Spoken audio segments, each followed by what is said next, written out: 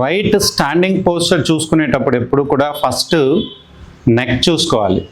ఎక్కువగా నెక్ ఇలా ముందుకి ఫార్వర్డ్ చేసి పట్టుకుంటూ ఉంటారు, లేదంటే 2-3 దిండ్లు వేసుకోవడం, బాలిస్టర్ వేసుకొని టీవీ చూడడం, పడుకునేటప్పుడు 2-3 పిల్లోస్ వేసుకోవడం, ఇలా ఉండడం వలన ఎక్కువగా ఫార్వర్డ్ నెక్ పోస్చర్ వస్తుందన్నమాట. ఇలా ఫార్వర్డ్ నెక్ పోస్చర్ రావడం వలన దానికి కాంపన్సేటరీగా రిమైనింగ్ బాడీలో కూడా ఇలాగా హంచ్ బ్యాక్ వస్తుంది.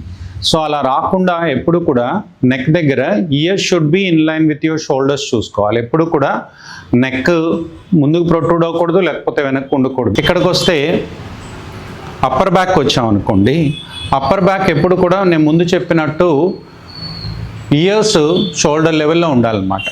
ఎప్పుడు కూడా బ్యాక్ ఇలా హంచ్ బ్యాక్ రాకూడదు అనమాట, ఇలా గూన్ రాకూడదు. ఇలా గూన్ వస్తే ఏమవుతుందంటే over a period of time me centre of gravity ముందుకు వస్తుంది. ఏజ్ పెరిగే కొలది కూడా ఈ హంచ్ బ్యాక్ వలన సెంటర్ ఆఫ్ గ్రావిటీ ముందుకు ఉండడం వలన డౌన్ స్లోప్స్ దిగేటప్పుడు, లేదంటే మెట్లు దిగేటప్పుడు పడిపోయే అవకాశం ఉంటుందన్నమాట. సో అందుకని మీరు ఎప్పుడు నడిచేటప్పుడు ఎరెక్ట్గా ఇయర్స్ షోల్డర్ లెవెల్లో ఉండేటట్టు చూసుకోవాలి. ఆ తర్వాత కిందకు వచ్చేసరికి హిప్ లెవెల్ ఎప్పుడు కూడా షోల్డర్ లెవెల్కి ఈక్వల్గా ఉండాలన్నమాట. ఏదర్ హిప్ ముందుకే ఉండకూడదు, వెనక్కి ఉండకూడదు అనమాట. ఇలా ముందుకు ఉంటే దాన్ని స్వే బ్యాక్ అంటారు. ఈ స్వే బ్యాక్ ఎక్కువగా హై హీల్స్ వేసుకునే వాళ్ళలో ఉంటుందన్నమాట. గ్లూటియల్స్ వీక్గా ఉండి హ్యామ్స్ట్రింగ్స్ టైట్గా ఉండడం వల్ల ఈ స్వే బ్యాక్ వస్తుంది. ఇలా రాకుండా ఎప్పుడు హిప్ ఎప్పుడు న్యూట్రల్గా ఉండాలి. ఇలా స్వే బ్యాక్ ఉండడం వల్ల అన్యూజువల్గా బ్యాక్ పెయిన్ రావడం, ఈ లార్డోసిస్ పెరిగి బ్యాక్ మీద బాగా ప్రెషర్ పడి ఎక్కువ బ్యాక్ పెయిన్ వస్తూ ఉంటుంది. అలా రాకుండా హిప్స్ న్యూట్రల్గా ఉండాలి.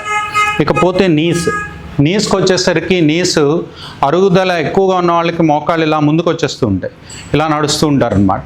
సో అలా మోకాళ్ళు ముందుకు రాకుండా, అలాగే కొంతమంది ఇలా వెనక్కి పెట్టి నడుస్తూ ఉంటారు, అంటే లాక్డ్ పొజిషన్లో, దాన్ని హైపర్ ఎక్స్టెన్షన్ అంటారు.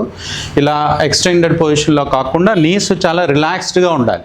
రిలాక్స్డ్గా ఉండి 2 feet కూడా షోల్డర్ విడ్త్లో ఉండాలన్నమాట. షోల్డర్ విడ్త్ అపార్ట్లో ఉండి ఈవెన్గా వెయిట్ డిస్ట్రిబ్యూట్ అవ్వాలి. ఒక కాలు మీద ఎక్కువగా ఉండడం కానీ ఒక కాలు మీద తక్కువగా ఉండడం చేయకుండా ఈవెన్గా వెయిట్ డిస్ట్రిబ్యూట్ అవుతూ మోకాళ్ళు రిలాక్స్డ్గా ఉండి హిప్పు, షోల్డరు అండ్ ఇయర్స్ ఒక లైన్లో ఉంటే మీరు కరెక్ట్ పోస్చర్లో నిలబడినట్టు అనమాట. Thank you.